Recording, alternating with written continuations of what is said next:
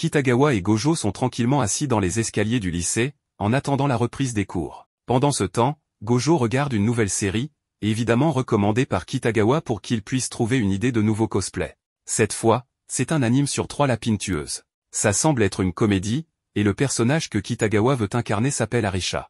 C'est le costume typique de lapine, donc cela ne demande apparemment pas trop d'efforts pour Gojo. Le plus long, c'est qu'il doit regarder tout l'anime pour bien comprendre le personnage et concevoir le costume. Cela dit, il est content de le faire. Kitagawa lui dit qu'il n'a pas besoin de se presser ou de regarder toute la série d'un coup, mais comme Gojo aime bien l'anime, ce n'est pas un souci. Kitagawa précise qu'elle adore les costumes de lapine, que beaucoup de gens en sont fans, ce qui est vrai. Gojo ne le savait pas, mais maintenant c'est bien clair. Kitagawa préfère toutefois les modèles classiques, ceux d'Halloween, parce que ce qui est ancien, traditionnel, reste toujours plus beau, plus apprécié. Elle le dit à Gojo, qui comprend parfaitement, car cela lui rappelle ses poupées Ina, rien de plus classique que ça. D'un autre côté, Kitagawa veut louer un studio pour prendre des photos.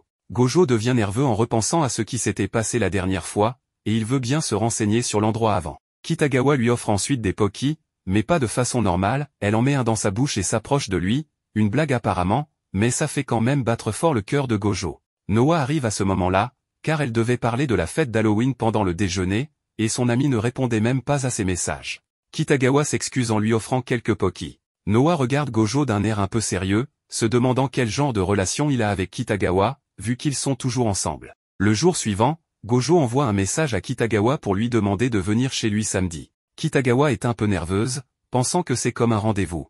Il ne lui avait jamais demandé ça avant, donc elle est excitée. Mais une fois sur place, ce n'est pas du tout ce qu'elle pensait. Gojo est déprimé, le cosplay n'est pas comme il l'espérait. Le costume ne tient pas bien, c'est une pièce unique sans bretelles pour les épaules, donc si Kitagawa le porte, tout risque de glisser. Gojo est déçu de ne pas y avoir pensé. Kitagawa propose d'ajouter des bretelles transparentes, mais Gojo pense que cela dénaturerait la forme du costume. Kitagawa suggère aussi de le fixer avec un clip pour l'ajuster au corps. Ils partent donc acheter des bretelles. Au magasin, Gojo explique la situation à un vendeur en lui montrant le costume de lapine. Le vendeur est un peu surpris, pensant que Gojo veut le porter lui-même, mais il se dit que les temps ont changé, et voyant l'enthousiasme sincère du garçon, il décide de l'aider. Il comprend ensuite que le costume est pour Kitagawa, et s'excuse. Kitagawa, quant à elle, se demande tout de même à quoi ressemblerait Gojo en lapine. Le vendeur leur explique qu'il n'y a pas besoin de bretelles, le costume peut tenir avec des baleines, des coussinets, comme un corset. Gojo se sent un peu bête de ne pas y avoir pensé,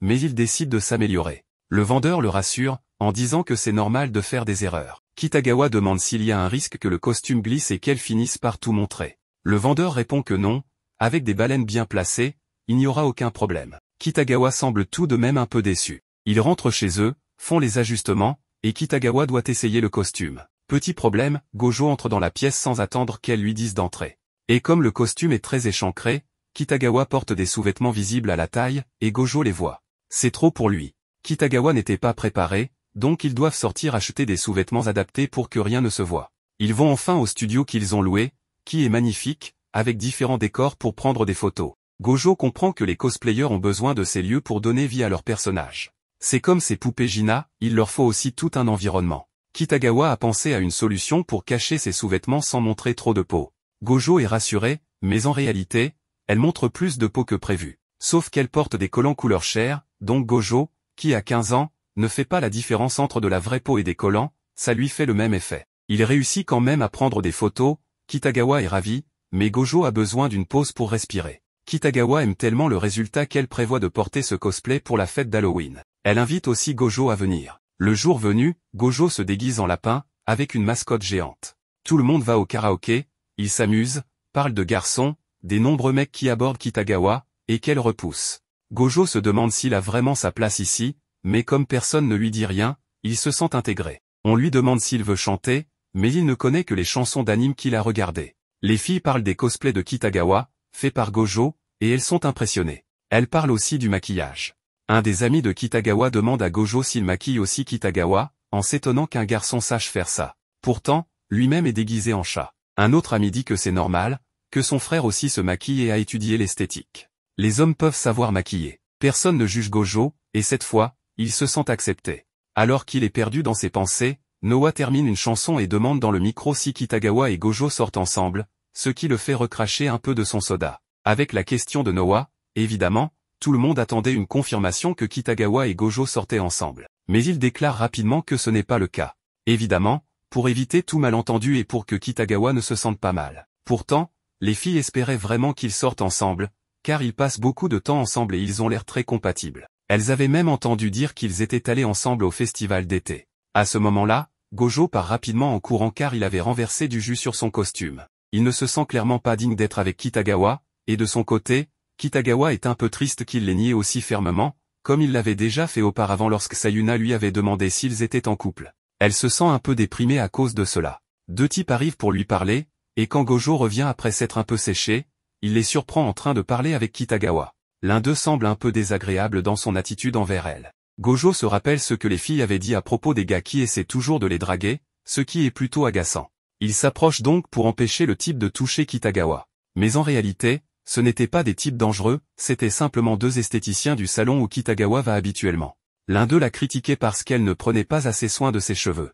Évidemment, Gojo se sent un peu honteux d'avoir mal jugé la situation et s'excuse beaucoup. Mais Kitagawa lui dit de ne pas s'inquiéter, qu'ils l'ont même invité à venir au salon pour une coupe quand il le souhaite. Elle se sent même un peu heureuse parce qu'il a agi pour la protéger, alors elle lui donne un petit bisou sur le costume. C'était mignon, mais Gojo croit qu'elle a claqué la langue, comme si elle était fâchée, et il pense qu'il a fait quelque chose de mal. Elle ne lui dit pas ce qu'elle ressent vraiment, rougit beaucoup, puis finit par partir. De retour en classe, Kitagawa ne vient pas et informe la professeure qu'elle est malade, qu'elle a attrapé un rhume. Tous ses camarades sont inquiets. Gojo lui envoie un message pour savoir si elle va bien et attend toute la journée qu'elle réponde. Mais comme elle ne répond pas, il craque. Il dit qu'il ne se sent pas bien et quitte l'école pour aller chez Kitagawa, sachant qu'elle vit seule. Il lui apporte des médicaments et quelque chose à boire pour qu'elle puisse aller mieux.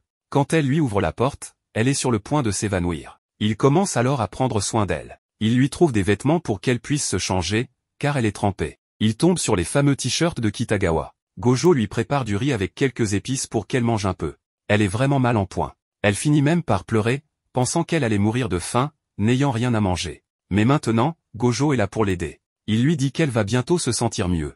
Quand il se lève pour faire la vaisselle, elle l'arrête pour le remercier d'être là, juste de l'avoir accompagné. Un peu plus tard, elle commence à se sentir mieux, sa température baisse, et il reste même un peu de nourriture pour plus tard. Le problème, c'est que les amis de Kitagawa arrivent inquiètes pour elle. Gojo ne veut surtout pas qu'elle le voie là, car il avait prétendu être malade pour rentrer chez lui. Il prend alors ses affaires et se cache sur le balcon de Kitagawa, où il finit par attraper froid, car elle vit aux étages supérieurs. Une fois guéri, ils se rendent à un aquarium où a lieu un événement cosplay. Tout le monde est déguisé et peut prendre des photos.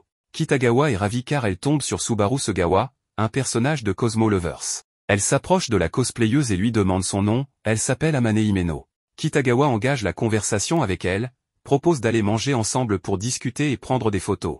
Mais un problème survient, Himeno a perdu une pince de sa jupe. Kitagawa et Gojo l'aident à la chercher. Ensuite, voyant que ce sont de bonnes personnes, elle accepte de les accompagner. Avant cela, Gojo l'aide à réparer sa jupe, car elle est un peu déchirée. Il transporte toujours ses outils de couture pour Kitagawa, au cas où. C'est là qu'on apprend que Himeno n'est pas une fille, mais un garçon, car ils peuvent tous deux entrer dans les vestiaires masculins sans problème. Gojo est intrigué par son apparence très féminine et se demande ce qu'il utilise pour obtenir cet effet. Il remarque dans sa trousse de maquillage un tube de colle liquide. Il se demande s'il l'utilise pour quelque chose, ce qui pourrait être dangereux. Plus tard, il ose poser la question et découvre que Himeno l'utilise pour coller sa frange afin qu'elle reste en place. Personne ne remarquait ses traits masculins, ce qui étonne Gojo, mais cela ne le dérange pas. Himeno montre alors des photos de ses cosplays tous féminins, très convaincants. L'une d'elles montre Himeno avec une poitrine, ce qui surprend Gojo. Il lui demande si c'est une retouche photo, mais Himeno lui explique qu'il utilise des faux seins. Il propose même de les montrer, ce qui gêne beaucoup Gojo, tandis que Kitagawa est tout excité. Himeno les emmène dans un magasin spécialisé cosplay où l'on trouve tout, et aussi les faux seins qu'elle mentionnait. Ils ont l'air très réalistes, et elle en fait essayer à Gojo pour voir s'ils lui vont. Kitagawa ne peut s'empêcher de trop toucher, ce qui gêne Gojo, même si ce ne sont pas des vrais. Dans ce magasin, il découvre plein d'articles inconnus, maquillage, perruques, etc. Himeno lui explique ses techniques pour paraître féminine, différentes de celles de Kitagawa. Gojo est de plus en plus impressionné. Il se retrouve seul un moment et Himeno lui explique que certaines perruques sont déjà prêtes à l'usage, ce qui est idéal pour ceux qui n'ont ni le temps ni les compétences de Kitagawa ou Gojo pour créer des cosplays fidèles. Gojo comprend et respecte cela. En partant, deux autres cosplayeuses viennent prendre des photos avec Himeno, qui leur demande d'abord si elles ne sont pas gênées par son prénom masculin. Elles sont surprises mais contentes. Himeno avait peur de leur réaction, mais tout se passe bien. Ils prennent tous de nombreuses photos et passent un agréable moment ensemble. Himeno raconte alors comment il a commencé le cosplay. En 2e année de lycée, sa sœur lui a proposé de le maquiller pendant qu'il regardait une émission de drag queens. Elle a réussi un superbe maquillage, ce qui les a poussés à expérimenter. Elle lui prêtait même des vêtements qu'elle ne mettait plus. Il manquait de confiance en lui, se trouvait trop maigre, trop petit. Le cosplay a changé sa vie, il a gagné en confiance. Sa mère l'a soutenu et accepté. Mais à l'université, il a eu une copine qui a découvert ses vêtements. Elle a cru qu'il la trompait, pensant que les hommes ne portent pas ce genre de choses. Il lui a expliqué la vérité, mais elle a été écœurée et lui a demandé de tout jeter. Gojo devient triste en pensant que Himeno a tout abandonné pour elle. Mais non, il lui a simplement dit qu'il avait rompu avec elle. Kitagawa, elle, est émue. Comment peut-on demander à quelqu'un d'abandonner ce qu'il aime? Himeno leur dit qu'il a dépassé cela, qu'il est heureux et continue à faire ce qu'il aime. Il dit que son alter ego cosplay lui donne confiance.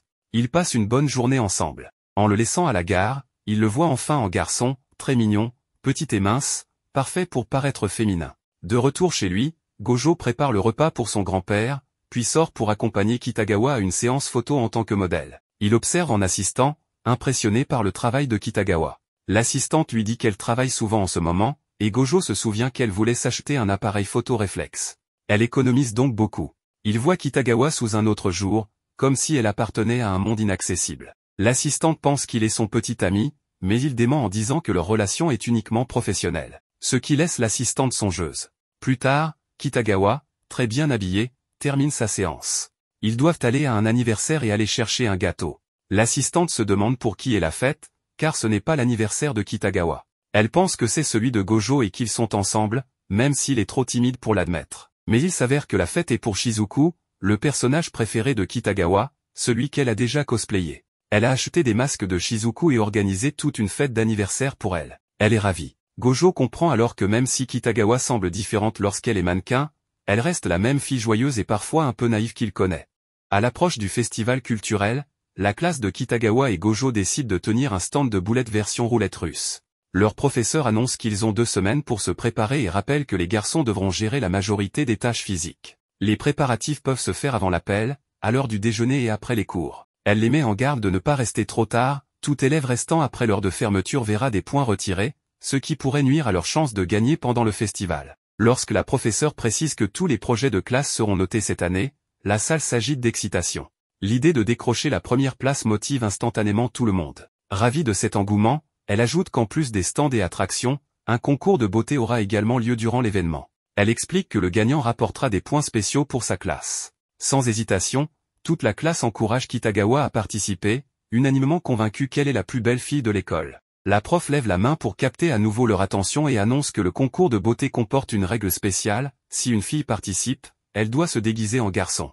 Les yeux de Kitagawa s'illuminent. Cette règle lui donne la parfaite excuse pour faire un cosplay masculin à l'école. Elle se porte immédiatement volontaire. La classe accepte avec enthousiasme de la voir participer. Kitagawa demande alors à la professeure si elle peut faire un cosplay plutôt que de simplement se déguiser. La professeure confirme qu'aucune règle ne l'interdit. Souriant de toutes ses dents, Kitagawa commence à réfléchir et choisit rapidement de faire un cosplay de Rei, de la série Press Host. À l'évocation du personnage, toutes les filles de la classe poussent des cris excités. Gojo, un peu perdu, se demande si la série est si populaire. Certains garçons avouent ne pas trop connaître, seulement que c'était un anime de type harem qui a eu une adaptation en drama live-action. Il se rappelle que la série avait eu beaucoup de succès à sa diffusion, pas seulement grâce au personnage masculin, mais aussi à son héroïne charismatique. Les filles s'extasient en évoquant l'actrice principale, Miko. Kitagawa est surprise d'apprendre que la plupart connaissent surtout le drama, alors qu'elle ne connaît que le manga et l'anime. Elle déclare vouloir porter le costume de la scène du bento, ce qui fait réagir Miraami. Il avoue avoir regardé le drama à cause de sa petite sœur et que cette scène l'avait fait pleurer. Une autre fille rejoint les éloges, et bientôt, toute la classe est convaincue que Kitagawa a une vraie chance de gagner. La prof demande alors confirmation, la classe choisit-elle bien Kitagawa pour représenter leur salle? Tout le monde répond avec enthousiasme. Elle informe Kitagawa qu'en plus du costume, elle devra préparer une petite performance pour impressionner le public. Sans hésiter, Kitagawa affirme qu'elle peut gérer. Ses camarades exultent, motivés à la fois pour le concours de beauté et pour attirer le plus de visiteurs à leur stand. Profitant de cet élan, Kitagawa se tourne vers Gojo et lui annonce qu'elle aura besoin de son aide et qu'elle va lui prêter tous ses volumes de Press Host pour référence. Certains élèves semblent perdus, ignorant le rôle de Gojo dans les cosplays de Kitagawa. Noah intervient et explique calmement ce que Gojo fait. Énergisé par l'attention, Kitagawa lève le poing et déclare qu'ils vont gagner. Le soir venu, Gojo commence à regarder Press Host pour mieux comprendre le personnage que Kitagawa souhaite incarner. Il découvre que l'héroïne, Koyomi, rencontre Rei pour la première fois alors que cette dernière tente de cacher sa faim, mais son ventre gargouille bruyamment. Prise de pitié, Koyomi lui offre son déjeuner. Plus tard, à la pause de midi, Koyomi et ses amis croisent à nouveau Rei, cette fois habillée en fille. Koyomi ne la reconnaît pas du tout. Ce n'est que lorsque Rei l'appelle hors de la classe pour lui rendre le bento qu'elle lui explique tout, elle travaille à mi-temps comme host masculin sous le nom de Rei. Après la perte de ses parents, son grand frère est devenu host pour les soutenir, et elle a fini par entrer dans le même milieu. Elle demande à Koyomi de garder son double jeu secret. Koyomi est stupéfaite, Rei, la présidente du conseil des élèves et élèves modèles, est aussi la host numéro 1 du Rainbow Rose Host Club. Rapidement, Koyomi est aspirée dans le tourbillon du club et rencontre les autres membres après avoir découvert la vérité. Gojo arrive enfin à la célèbre scène du bento, Rei, sans perruque mais toujours en uniforme de host, s'assoit à côté de Koyomi. Celle-ci lui offre un bento fait maison. Rei le mange avec bonheur, mais Koyomi se sent soudainement complexée, comparé au repas somptueux que Rei reçoit de ses clientes, son bento lui paraît banal. Elle se demande en silence si elle a une place spéciale dans la vie de Rei. Ce qu'elle ignore, c'est que Rei chérit ses bento plus que tout, car il lui rappelle sa mère disparue et les jours paisibles d'avant. Depuis, sa vie est devenue lourde, mais le temps passé avec Koyomi est devenu un rare réconfort. Rei est reconnaissante que son travail de host lui ait permis de la rencontrer, mais elle craint que ce même travail empêche Koyomi de croire pleinement en ses sentiments. Gojo ne peut retenir ses larmes. Ému par la profondeur de l'histoire et l'intensité des émotions, il comprend enfin pourquoi Kitagawa et les autres sont si accrochés à cette série. Press Host est vraiment spécial. Dès qu'il en a l'occasion, il partage sa réaction avec Kitagawa, qui s'illumine de joie, exprimant à quel point elle aime la série et le personnage de Rei. Ils s'enthousiasment tous deux sur les émotions brutes et les conflits réalistes qui traversent l'histoire. Ils admirent à quel point Rei est à la fois cool et gentille, et comment chaque épisode révèle de nouvelles facettes de sa personnalité. Leur conversation glisse naturellement vers Tsumugi, la rivale amoureuse de Koyomi. Malgré son attitude froide et distante au début, elle a prouvé à maintes reprises qu'elle tenait profondément à Koyomi et à Rei. Gojo évoque un de ses moments préférés de l'anime, celui où Tsumugi défend Koyomi après qu'un groupe de hosts de Baran l'a harcelé en découvrant que Rei était une femme. Furieux qu'elle ait gardé le secret, ils se font rapidement rabrouer. Tsumugi leur rappelle que les clientes régulières de Rei connaissent la vérité et choisissent de la soutenir malgré tout. Kitagawa se remémore la scène et s'exclame que Tsumugi est sans doute le personnage le plus viril de toute la série. Gojo montre à Kitagawa l'esquisse d'un costume 3 pièces qu'il conçoit pour elle, pensé pour refléter le charme de Rei. Pour le maquillage, plutôt que de forcer un aspect masculin, il veut un style androgyne, subtil et élégant, à l'image de Rei. Ils évoquent aussi la fameuse rose arc-en-ciel que Rei porte. Plutôt que de l'acheter dans un magasin spécialisé à plus de 1000 yens, Gojo propose d'acheter une rose artificielle et de la peindre même. Kitagawa mentionne qu'elle est un peu petite pour passer pour Rei, mais des semelles compensées régleront le problème. Elle suggère aussi d'utiliser le même tissu que pour l'un des corsets élégants que Gojo lui a confectionné. Mais il refuse, ce tissu est trop voyant. Rei n'a jamais été extravagante, et le costume doit attirer l'attention sur sa présence, pas la masquer. Il explique que Rei a probablement été réprimandé plusieurs fois pour ne pas s'habiller plus brillamment, et qu'ils doivent trouver un équilibre, rien de trop simple, mais surtout pas trop clinquant. Gojo ajoute que les costumes de host sont taillés différemment des costumes classiques pour mettre en valeur la silhouette. Cela complique les choses, car il sera difficile de dissimuler les formes de Kitagawa. En y pensant, Kitagawa réalise qu'il connaît sûrement toutes ses mensurations par cœur. Cette idée intime la fait rougir, mais elle se ressaisit en affirmant que 2 semaines suffiront. Gojo lui rappelle qu'avec toutes ses autres tâches pour le festival, son temps est limité. Kitagawa commence à paniquer, doutant de pouvoir concrétiser le cosplay. En revenant vers la classe, elle déclare soudain qu'elle fera le costume de Rei elle-même. Ils vont dans la salle de couture où Gojo lui donne une liste du matériel nécessaire. Il lui dit qu'elle pourra demander à Usami si quelque chose lui échappe et qu'il rédigera même des instructions, bien qu'il craigne que ce soit trop pour elle. Kitagawa tente de le rassurer, mais son tremblement trahit son anxiété. Elle traverse les couloirs pour aller faire les achats. Avant, c'était amusant parce qu'ils préparaient les cosplays ensemble, mais cette fois, sans l'aide habituelle de Gojo, elle se sent sous pression. Elle s'arrête un instant pour se motiver et, dans un élan d'assurance, promet de tout acheter correctement et de finir le costume avant de courir hors de l'école. Pendant ce temps, Gojo est rongé d'inquiétude. Il imagine un plan de secours si Kitagawa n'y arrive pas. En repensant à toutes ses responsabilités, il décide qu'il doit croire en ses capacités. Il veut réussir, pas seulement pour Kitagawa, mais pour toute la classe. Lorsque Gojo revient en classe, tout le monde est surpris de le voir. Il explique qu'il est là pour aider à l'aménagement intérieur, mais ses camarades lui disent qu'il n'a pas besoin d'être là et doit se concentrer sur le cosplay de Kitagawa. La confusion règne jusqu'à ce que Noah réalise que Gojo a cru devoir tout gérer parce que la prof avait dit que les garçons feraient la plupart des tâches physiques. Ses camarades insistent, il doit garder son énergie pour Kitagawa. Gojo tente de dire qu'il peut tout faire, mais Shiki l'avertit qu'il s'épuisera. Finalement, Gojo cède et ses camarades lui disent de leur laisser le festival. Les filles ajoutent qu'elles ont besoin de lui pour Kitagawa, car elles sont toutes nulles en couture. Gojo est touché, il pensait qu'il le trouvait inutile, mais en réalité, il compte sur lui pour quelque chose d'important. Quand ils apprennent que Kitagawa est parti seul faire les courses, ils le réprimandent, tout le monde sait qu'elle a tendance à se laisser emporter en shopping. Il l'envoie immédiatement la rejoindre avant qu'elle n'achète n'importe quoi. Gojo court jusqu'à la gare, heureux et motivé. Il appelle Kitagawa et lui dit de l'attendre pour qu'ils fassent les courses ensemble. Ils arrivent à la boutique de tissus, accueillis par Usami, qui remarque tout de suite l'humeur plus joyeuse de Gojo. Il lui montre son croquis que Usami identifie immédiatement comme un costume de host. Gojo décrit le tissu qu'il imagine, et Usami sort un satin mat à l'éclat élégant et discret. Kitagawa et Gojo sont séduits par le tissu, que Kitagawa juge parfait et qu'elle se dit prête à payer. Tandis qu'ils discutent des prochains achats, Usami les observe avec affection, espérant en silence que le résultat final sera magnifique.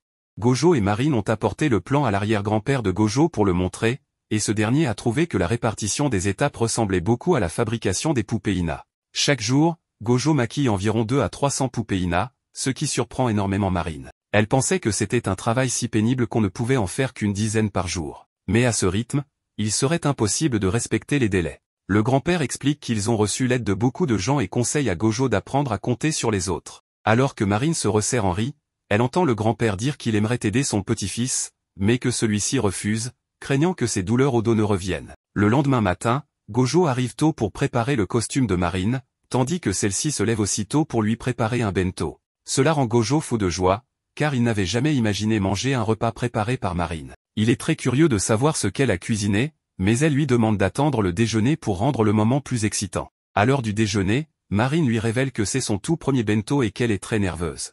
Gojo l'est tout autant, se demandant à quoi s'attendre, même s'il attend ce moment avec impatience. Marine sort alors 2 boîtes contenant des onigiri garnis de viande. Gojo est si heureux que son cœur s'emballe à l'idée de partager ce repas avec elle. Mais celle qui s'emballe le plus, c'est Marine, qui se demande ce que signifient les battements de cœur de Gojo et son expression de bonheur. Elle sent qu'à ce rythme, elle va finir par l'aimer encore plus. C'est la première fois que Marine ressent une telle gratitude pour un simple bento. En tenant la boîte, Gojo sent son poids, chargé des émotions de Marine. Les jours suivants, Marine lui prépare des bentos tous les jours, si bien que le grand-père commence à se dire qu'il va bientôt avoir une belle fille. Pour le concours de beauté de l'école, les garçons porteront des vêtements féminins et les filles des vêtements masculins. Chaque groupe n'a qu'une minute pour défiler, car toutes les classes participent. Marine décide de présenter une performance inspirée de l'appel au col, typique des clubs à la mode. L'original étant long, il propose d'en raccourcir la durée, mais Marine a sa propre idée que tout le monde accepte. Pour la réaliser, ils ont besoin de son et de lumière rappelant un club, et décident donc de demander l'aide du club de décoration. L'un des membres est tellement fan de Rei qu'il rêve de voir Marine la cosplayer, surtout dans la scène où elle offre un bento. Pendant ce temps, Gojo s'affaire sur le costume et surprend une conversation des filles expliquant pourquoi cette scène de bento est si populaire, elle donne l'impression d'un traitement unique et privilégié. Pourtant, il ne réalise même pas qu'il vit ça tous les jours avec Marine et ses bento. Les filles viennent ensuite discuter avec lui de Rei et du film. Gojo ne comprenait pas pourquoi tout le monde l'adorait, même après avoir vu plusieurs séries. C'est logique, car Koyomi est l'archétype de la princesse et ce n'est pas facile à saisir pour lui. À ce moment, Marine a une idée soudaine, elle se transforme en Rei et appelle Gojo princesse, le mettant très mal à l'aise. Elle continue à lui parler comme un prince à sa princesse, sous le regard amusé de ses camarades. Noga, une autre fille, se joint au jeu en jouant un autre personnage pour taquiner Gojo, qui rougit de gêne, n'ayant jamais vécu une telle situation. Heureusement, un camarade arrive pour lui demander de l'aider à porter un panneau, lui offrant une échappatoire. Les 3 autres filles doivent ensuite partir s'occuper des stands, laissant Marine seule à s'entraîner avec les costumes inachevés. Elle décide d'aider Gojo à coudre au moment où il revient. Les filles l'avaient envoyé la chercher pour qu'elle s'entraîne, alors Marine s'excuse et promet de réparer ses maladresses plus tard. Elle avait essayé de recoudre un bouton mais avait échoué, ce qui amuse pourtant Gojo. Il reste 4 jours avant le festival culturel. Le lendemain, Gojo fera essayer le costume à Marine. C'est son premier costume masculin complet, il espère que tout ira bien. En feuilletant un magazine de mode, il s'étonne que ces filles ressemblent vraiment à des garçons. La fois précédente, il avait soigneusement suivi les mesures pour un cosplay féminin masculinisé, mais il sentait que quelque chose clochait. Le lendemain, Gojo apporte le costume pour l'essayage. Pour enfiler ce costume ajusté, Marine doit d'abord mettre un vêtement de compression pour avoir une silhouette masculine. En portant le costume luxueux de Rei, elle éblouit tout le monde. Cette qualité de costume est due au talent de Gojo. Pourtant, il n'est pas satisfait, trouvant la veste légèrement trop grande. En tirant légèrement sur le tissu à l'arrière, l'illusion masculine est parfaite et tout le monde s'exclame qu'elle ressemble encore plus à Rei. Gojo réalise que ces mesures n'étaient pas totalement justes à cause du vêtement de compression. Il décide donc de retoucher le costume, même s'il ne reste que 3 jours. Il veut aussi que Marine paraisse le plus masculine possible, car sur scène, le public sera loin et ne verra pas ses expressions. Cela lui rappelle Chitose, qui, en cosplay féminin, semble parfaitement féminin grâce à des détails subtils. En parlant de lui, Marine présente Chitose à ses amis, qui sont fascinés. Un garçon, croyant voir une fille, demande même à être présenté, mais déchante en apprenant qu'il s'agit d'un garçon. Avant que Marine ne fasse un essai de scène, Gojo se rappelle les conseils de son grand-père, apprendre à s'appuyer sur les autres. Il demande alors aux camarades un peu déçus de l'aider à entraîner Marine à être plus masculine. Ensuite, il leur demande de se tenir côte à côte et de prendre une pose qui convainc les filles que Marine ressemble vraiment à un garçon. À ce moment, Takeru arrive avec de l'eau pour tout le monde et emmène Murakami, qui est gêné de peur d'être jugé fan obsessionnel. Gojo le rassure, chacun a ses passions. Murakami prend donc une photo souvenir. Il l'avait promise à sa petite sœur en lui disant qu'un ami faisait un costume de Rei. Mais il photographie surtout le costume, ce qui frustre Marine, car il n'a même pas capturé son visage adorable. Gojo rencontre des difficultés, car il n'arrive pas à bien réaliser la fleur qui fait partie du costume du personnage de Rei. Il essayait de la peindre à l'aérosol, mais tout est devenu flou. Ils ne peuvent pas non plus acheter la vraie fleur, car elle coûte trop cher, environ 1000 yens. Certaines camarades viennent voir Kitagawa, qui a toujours sa poitrine normale, car Noah avait dit qu'avant de mettre le costume, Kitagawa était complètement plate. Sera remarque qu'ils ont des problèmes avec la fleur et dit qu'elle a un plan, qu'elle sait comment faire. Mais d'abord, ils doivent tous aller dans la salle de laboratoire, et elle doit faire quelques courses. Elle part en courant, revient épuisée, mais elle a acheté une fleur naturelle blanche pour seulement 200 yens, bien moins cher que la vraie. Elle place les tiges coupées dans 4 tubes à essai avec 4 couleurs différentes pour que la fleur blanche absorbe les teintures. Selon Sera, ça va marcher parfaitement, un truc qu'elle a appris lors d'un précédent projet. Elle est ravie d'avoir pu les aider, et Gojo est plus détendu, réalisant une fois de plus qu'il peut compter sur les autres. Les autres peuvent être utiles. Ce soir-là, en rentrant avec Kitagawa, le grand-père a cuisiné, sachant que Gojo est très occupé avec le festival. Il décide donc de préparer les repas ces jours-là. Ici encore, Gojo reçoit cette petite tape dans le dos, cette aide si souvent nécessaire, et il comprend que les choses peuvent être simplifiées en acceptant l'aide et en la remerciant. Le jour du festival arrive, et les choses sont compliquées, car la classe numéro 3 mène avec beaucoup de points grâce à leur idée de préparer du curry. Les gens font une queue énorme pour entrer dans leur salle. Gojo prépare des choses pour Kitagawa. Shiki arrive, sachant que Gojo n'a rien mangé, et lui apporte de la nourriture. Il mentionne que la classe 3 est très en avance, que la compétition pour les points est serrée, et qu'il ne reste plus que le concours où Kitagawa va participer. Tout le travail de Gojo peut donc déterminer si leur classe gagne ou non. Il est aussi reconnaissant envers Shiki pour la nourriture. Kitagawa est un peu inquiète, mais très confiante. Elle veut gagner le concours pour sa classe, en puisant dans l'esprit du personnage qu'elle incarne. Avec un regard sérieux et déterminé, elle dit à Gojo qu'elle sera première, qu'elle sera numéro 1.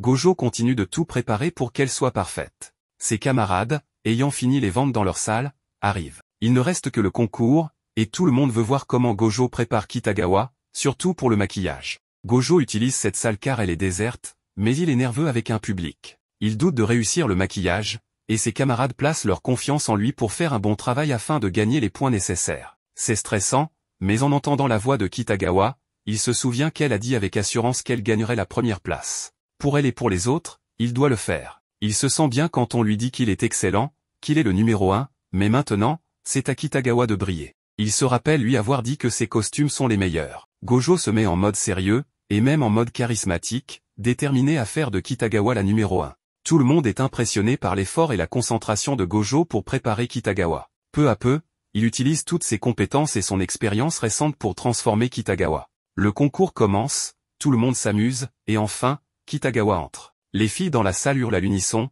car Kitagawa ressemble incroyablement au personnage de Rei, qu'elles adorent. Même la juge est sous le charme, bien qu'elles doivent rester impartiales. On voit Kitagawa, complètement transformé, comme une autre personne. Gojo, dans le public, ressent quelque chose de familier. Il voit à quel point Kitagawa brille toujours. Chaque aspect d'elle l'impressionne, il l'admire, il est bouleversé rien qu'en la regardant. Ce sentiment lui rappelle quand il est tombé amoureux des poupées Ina.